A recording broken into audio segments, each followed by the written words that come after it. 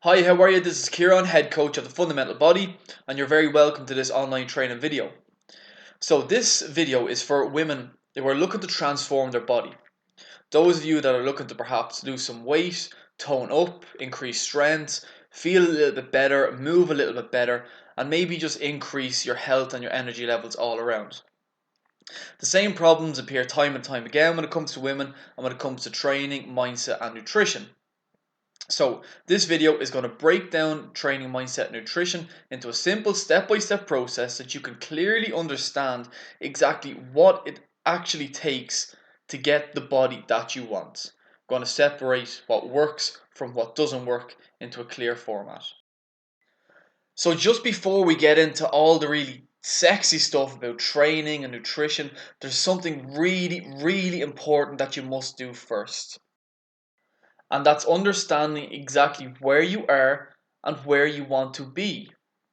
Okay, so these are knowing your point A's and your point B. If you don't know where your starting point is and you don't know where your finishing point is, you'll never know how to actually get to where you want to go.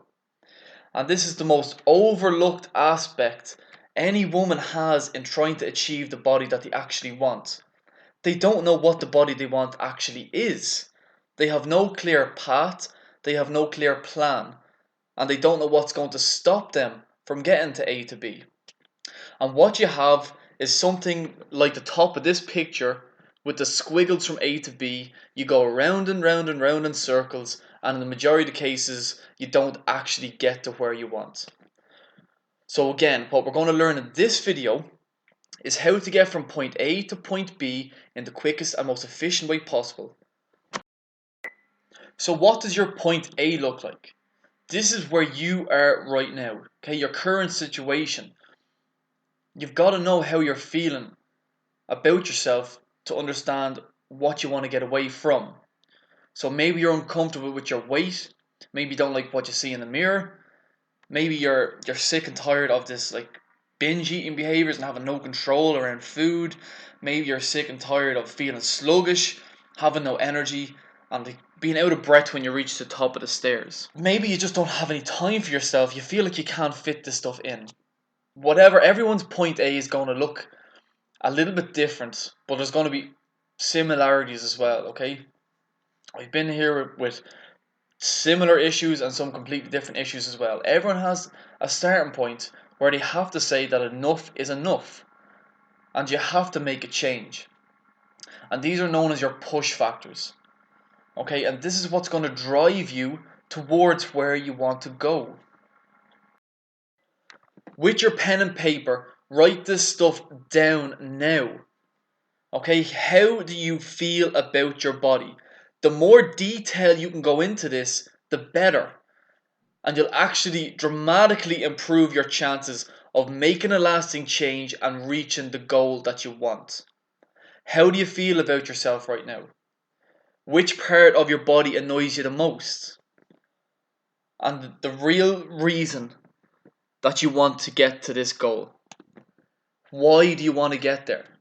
Okay, so losing weight, but why do you want to lose that weight in the first place?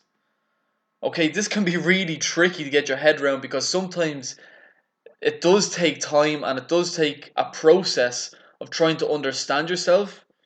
But trust me, the more in detail that you can understand why you want to do it, why you want to get to your goal, well, then the greater your chances of success. So let's cut off all the surface BS and go a little bit deeper and uncover the real reason of why you want to change. Let's take a look at what your goal looks like now. What does it feel like to be at point B? So really imagine yourself of you after going through the whole process and you end up at this end point. What does that feel like? Are you in better shape now? Are you a certain weight? Do you have more energy? Are you consistent with your food? Are you stronger? Maybe your goal was to increase your performance, whether in the gym or a 10K or a marathon. Is the goal Is it having more confidence and feeling attractive? Okay, so again, this is really, really powerful stuff. And the more clear you can get with this and what exactly your point B looks like, the more chance you have of succeeding because you know where you want to go. Imagine you got into a car. You jumped into the car. You knew where your point A was, so you knew where you were getting into the car. But imagine you didn't even know where you were going. So you don't know what your point B is. So how are you ever actually going to get there in the first place? You're just going to drive around in circles. And I know this stuff can seem at times like a little bit airy fairy or wishy-washy, whatever you want to call it. But it's really, really powerful stuff. Find out what your pull factors are. What are the positives and the benefits of achieving the goal that you want to achieve? How do you feel now? The only way you can tell then on whether or not you're getting closer to your point B is by measuring your progress. Most women want to look toned and they want to look lean. So a toned, lean body on a woman will mean that you'll have a body fat percentage of about 17 to 25%. Okay, your body fat percentage is the amount of body fat that you carry in comparison to your whole weight. And that's why weighing scales are so bloody pointless. Okay, the key to measuring your success is two main things when it comes to changing your body composition and the way you look. The first one is you've got to measure the amount of fat on you, your body fat percentage, and the second one is taking pictures. The progress measurement is not the scales. The scales is a number of your whole entire weight. It amazes me the mindset most people have in that like most women want to look better, yet they don't actually take any pictures to see if they are looking better. They go by a scales instead, which is telling them how much their bone weighs, their skin weighs, their organs weigh, their fat weighs. It makes absolutely no sense if you think about it logically. The scales is a number that's pretty much insignificant when it comes to measuring your progress. Okay, and another thing that we got to know is how long it's going to take. So let's give you guys an idea on how long it's going to take to get to your point B. On average, if you're doing everything right, so what I'm going to show you in the upcoming slides, if you do all of this stuff correct, you're going to lose about 0.5% of body fat per week. Okay, so what that means is if you're currently starting out at 35% body fat and you wanted to get lean and toned, that was your goal, and that comes at 25% body fat, well then it's going to take you approximately 20 weeks to get there if you're losing 0.5% of body fat per week. Okay, and that's if weight or your body fat percentage loss is linear. Every week you're losing 0.5%, which doesn't always happen exactly like that. And the reason why we're doing a realistic time frame is that it cuts out the want to do these ridiculous detoxes or quick fixes in 3 and 4 or 5 weeks. Okay, the reality of it is if you want to lose 10% of your body fat, it's going to take you about 20 weeks, which is coming close to half a year. So that's why it's important that we start building in habits, that we start changing who you are and stop going for these quick fixes. So what this slide is showing you is that there's different body fat percentages of women. So if you can point out the body fat percentage that you think you are at now, so what picture looks like you the most now, and maybe the body that you want, and it'll give you some sort of an idea of what percentage you want to go from and go to. After this video, what I'm also going to do is I'm going to send you the Fundamental Body's body fat percentage calculator to give you an even more accurate reason. All you need is a tape measure and a calculator, and you can get a point of where you're starting from. And the last thing before we get into the deeper stuff about training and nutrition is that you have got to identify the barriers that keep you from getting to your point B. So what we've discussed so far is highlighting what your point A is. How are you feeling right now? Why do you want to get away from there? You know now what your point B is, and the benefits and the positives and the life changing experience that you're going to get if you get to your point B. And you've also know now, and after using the body fat calculator later on, you'll know what exactly your body fat percentage is, and you'll know the importance of taking pictures for progress and using your body fat percentage as a guide of success rather than a scales. The last thing that you need to know now is what has stopped you, or what do you think will stop you from getting to your point B. Okay, these are generally things that have stopped you in the past, and it's the same things that will come up time and time again that will reduce your success level. Everyone's going to be different again, we'll all have different barriers. So maybe it's that you don't know what to do in training. Maybe you do know what you should be doing in training, like you know strength training is the way forward, but you don't exactly know how to do the exercises, or you don't know how to do a program for yourself, or something like that. Maybe you get bored easy in a gym. Maybe you don't even like going to a gym. Okay, maybe you haven't a clue what to eat, or that you feel like you have no support. There's so many different barriers that again that are going to be individual for you. But it's important if we can identify these barriers before they come up. Well, now we have a contingency plan. We have a backup plan. So we're not going to get thrown off when something like this comes up, because we're going to already have it addressed. The pyramid that you're seeing here in front of you is the performance and body composition pyramid, or basically how to look and feel shit hot. So what you're going to see is there's 3 levels.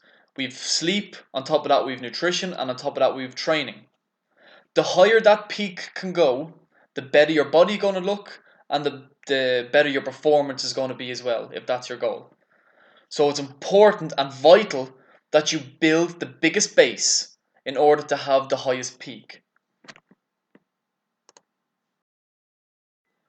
Imagine if I told you there was this magic pill out there that made you lose fat faster, it made you look younger, made you feel more energized, you had more energy, you became smarter, and you had less stress levels.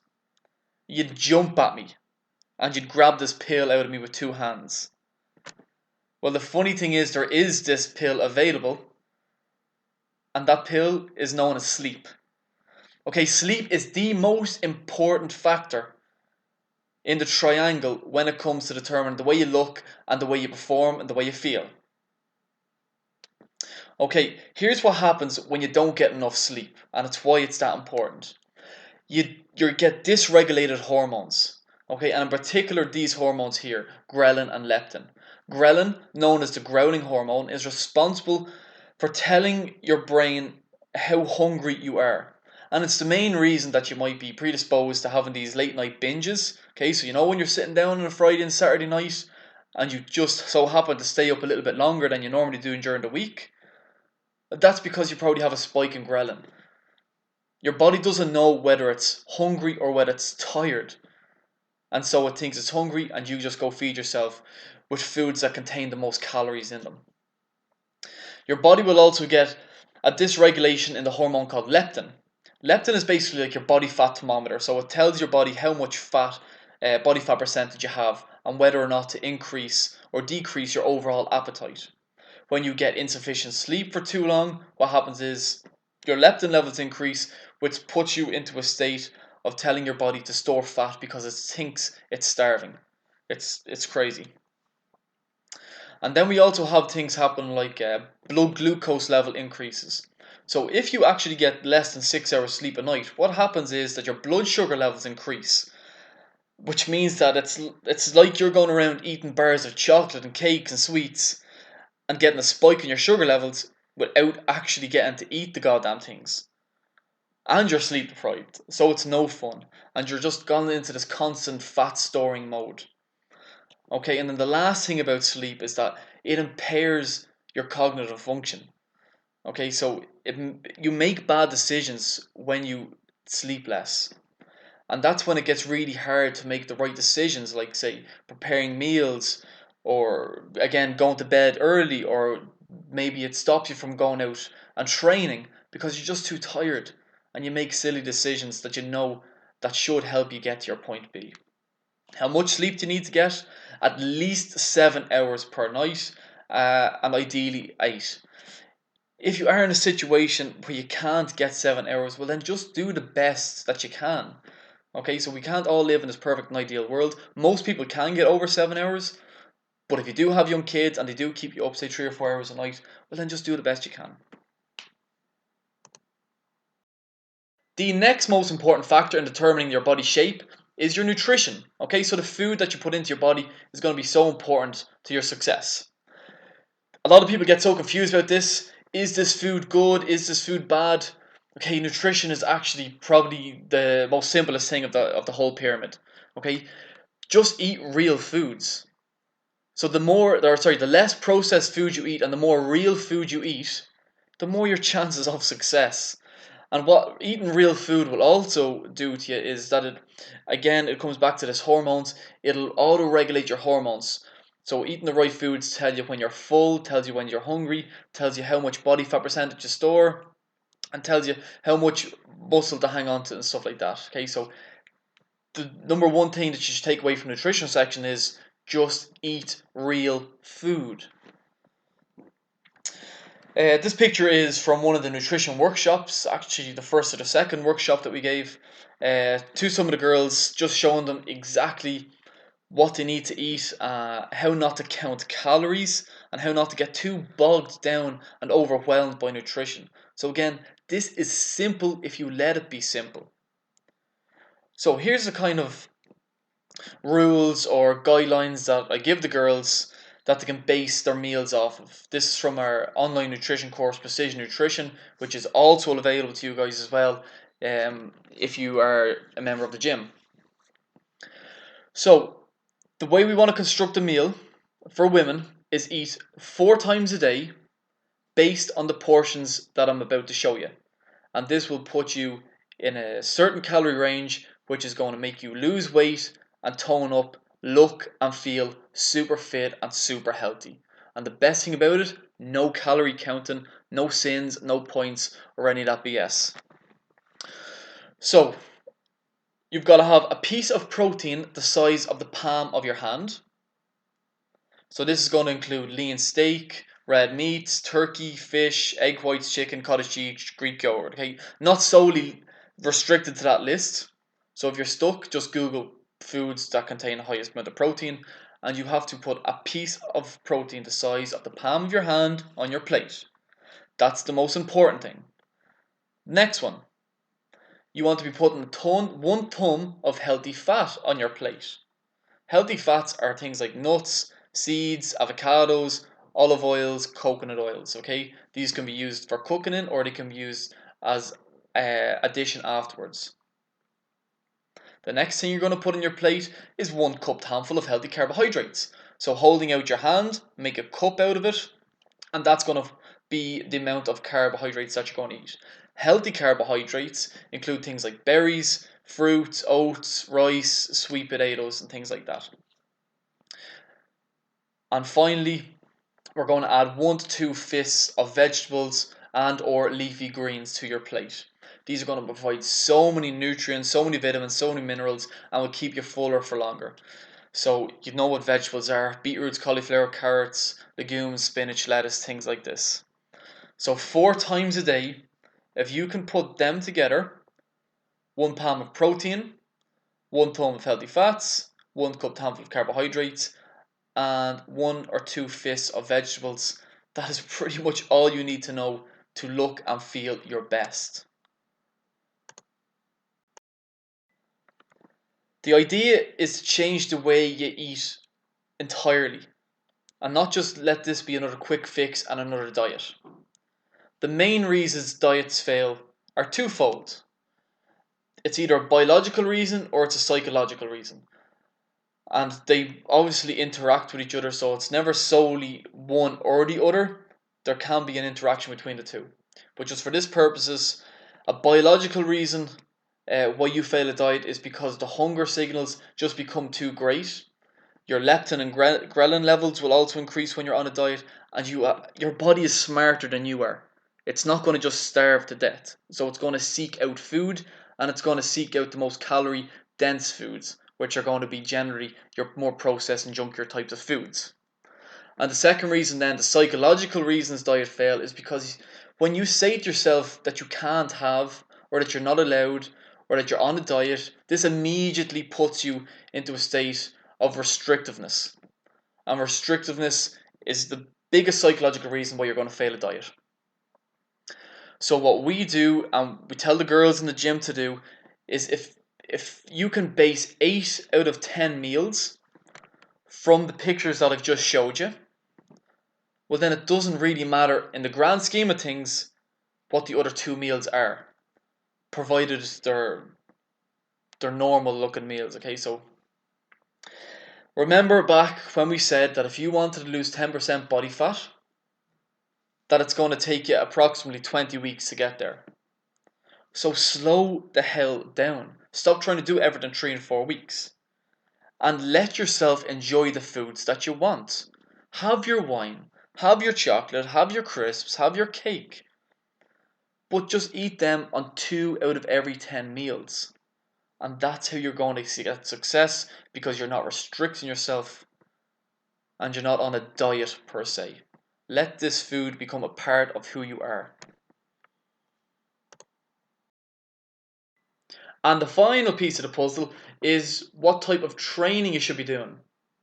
Okay, so in the last couple of slides, I'm going to show you exactly what training that you should be doing to get the body that's going to look the best and perform the best, as well as how much of each type of training that you should do.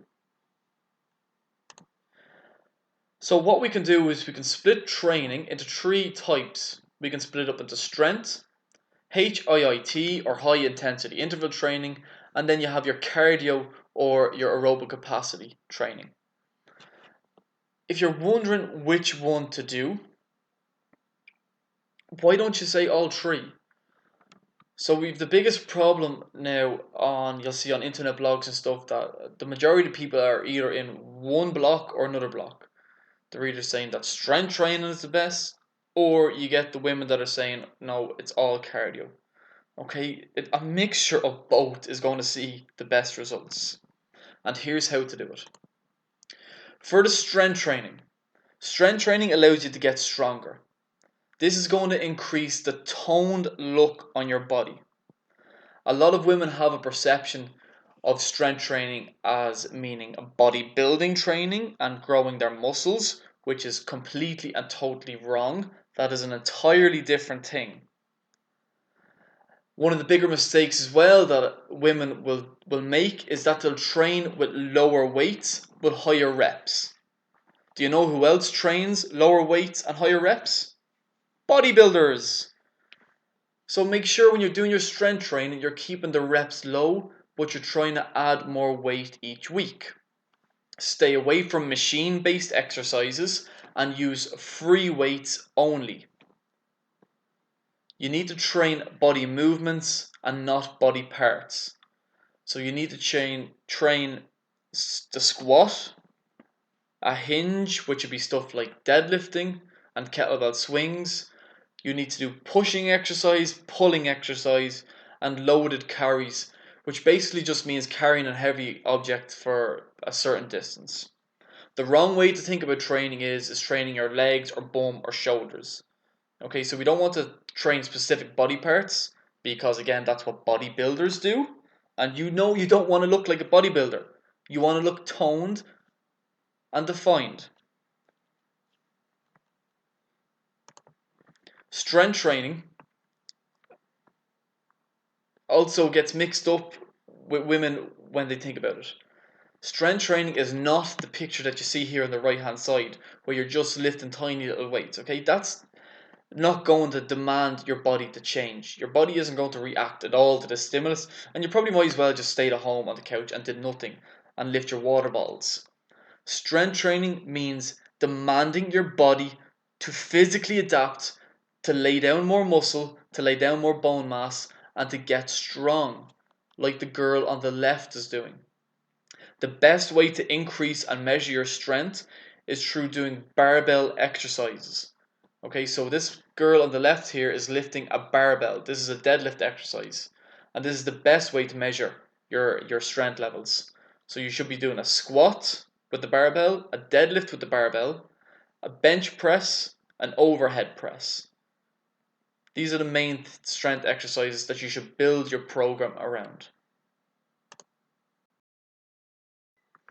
The next type of training that you're going to want to integrate into your own training is high intensity interval training, or HIIT. Basically what HIIT is doing a series of intense exercises followed by a break, and then you're just kind of repeating this. What this does is it allows you to work hard, rest a little bit, and then work hard again, and it keeps the intensity up. Why is it important to keep intensity up? Why not just do cardio? The reason is because of this thing called EPOC. Okay, EPOC is known as exercise post oxygen consumption, otherwise known as the afterburn effect of high intensity interval training. So basically what's happening is when you do high intensity interval training, you're trying to consume more oxygen, okay? And oxygen is responsible for burning calories. The more oxygen you take in, the more calories you burn. When you do one of these HIIT sessions, your body becomes in debt to oxygen. Okay, so it has to pay back its oxygen debt because it didn't receive enough during training. So 2 days or 70 or sorry, a little bit more over 2 days, 72 hours after you do one of these HIIT sessions, you have to pay back your oxygen debt, which means you burn more calories while you're sitting on your couch 2 days, 3 days later after you've done a HIIT session. And that's why it's gotten so much popularity, because it gives you really good results in a really short amount of time. And the reason why we combine strength training with high intensity interval training is that when we get stronger, we can do more efficient and harder high intensity interval training sessions, which does what? It makes us work harder, which increases the EPOC levels once again. So that's why it's important to have a combination of the two, or a combination of the three, as you'll see in a sec. When it comes to doing HIIT sessions, it's the intensity that counts and not the duration. So you don't need to be going and doing an hour of a HIIT session or more. Some people go to fitness classes, do 2 fitness classes in a row. They'll do a spin class followed by another type of high intensity class. Okay, that's not going to give you that much benefits, only run you into the ground. When you're doing this training, harder but shorter is way more effective at raising those EPOC levels afterwards. And the final piece of the puzzle is cardio, okay, or aerobic capacity training. Cardio is really good for building up a big fitness base, but the only thing about it is that it won't tone muscles. Okay, so it will help you to recover better from your HIIT sessions and your strength training sessions. But as far as making you look leaner and looking more toned, it's not going to do a good job for doing that stuff. Most women, the majority of women in gyms especially, will resort to getting in better shape by thinking they've got to do cardio. 30 minutes, 40 minutes, 60 minutes. They think the more they do, the better. They'll travel from the Stairmaster to the treadmill over onto the stepper. Okay, and if your goal is to look better, this is definitely not the way to go. And that's why strength training is gone so popular in the last couple of years, because women are starting to see the light and understand that strength training and HIIT training is so much more time efficient and you get better results from it. But that's not to say there isn't a place for cardio in your training program. Most people think when they think of cardio as long boring runs, slow long runs on the treadmill, outside and on the stepper. But it doesn't exactly have to be like that. The way that we get the guys in the gym or the girls in the gym to do their cardio is by using weights. Okay, so cardio is just doing work at a certain intensity level. So you should still be able to talk. It should be over, say, 30, 40 minutes long. It should make you break a sweat, but it shouldn't be difficult at all. Okay, so when you do your cardio, bring in things and improve your technique. Say you do 10 kettlebell swings, take a minute break off. Go do 10 squats, take a minute break off. Okay, do easy things that'll get you a little bit out of breath and just repeat it over 30 to 45 minutes. What I'm going to show you in tomorrow's email is a video of how to do cardio in a much better way. That's going to target your abs and your stomach in particular, and it'll make the whole process of getting in better shape a lot quicker and more efficient. Okay, which is the whole idea of making this video, is to make everything quicker and more efficient. Is how many times a week do you need to be doing this stuff to actually see a positive effect? Well, first of all, it comes down to obviously how much you can actually afford to do. But the benchmark of this is 300 minutes per week of this type of training that I just mentioned. So that's 5 hours in total, which is really, really manageable. And if you're not there yet, and if you're only doing 1 hour or 2 hours at the moment, well then build it up slowly until you get to your 5 hours. You don't have to go from 0 to 5 in a space of a week. Okay? Start bringing this stuff slowly as the weeks and months go in, and then it'll become more of a habit. So here's the way that we want to break up our training in a week. We want to do 3 strength training sessions that last about 45 minutes. We want to do 3 high intensity interval training sessions, which can be broken down into 3 15-minute blocks. And what we'll do in the gym is, in the fundamental body, is each class lasts an hour long. So the way we do it is there's about 45 minutes of strength, and then the last 15 minutes we'll do one of these HIIT sessions. So we're getting both best of both worlds within the hour. And then what you also want to include, if you do have time for, it's going to help with recovery and does help promote with fat burning, is doing some cardiovascular work. Okay, so the rest of the time we have remaining is 120 minutes. You can divide this into 3 40-minute blocks or 2 hour blocks, whatever way works best for your schedule. And remember, I'm going to send you on a video tomorrow on how to do cardio a little bit smarter and more efficient that gets better results. So that's a total of 5 hours during the week. It's really, really manageable. So here's an example. These last couple of bullet points here's an example of what you can nearly expect from yourself to get the best results possible when combined with adequate sleep and good nutrition. Let's say Monday, Wednesday, Friday, you're doing your strength and conditioning training, your strength and your HIIT training. And then your Tuesdays, Thursdays, and Saturdays, you wake up in the morning, you come home after work, and you do 40 minutes of this cardio. And that can be done either in your house, or you could go to a gym, or you could do it outside. I really hope you enjoyed again the webinar series, and if you have any other questions in the meantime, or there's something that I didn't cover, please don't hesitate to reach out for me, give me a call, send me an email, shoot me a message on Facebook. I'll be more than happy to help. Thank you.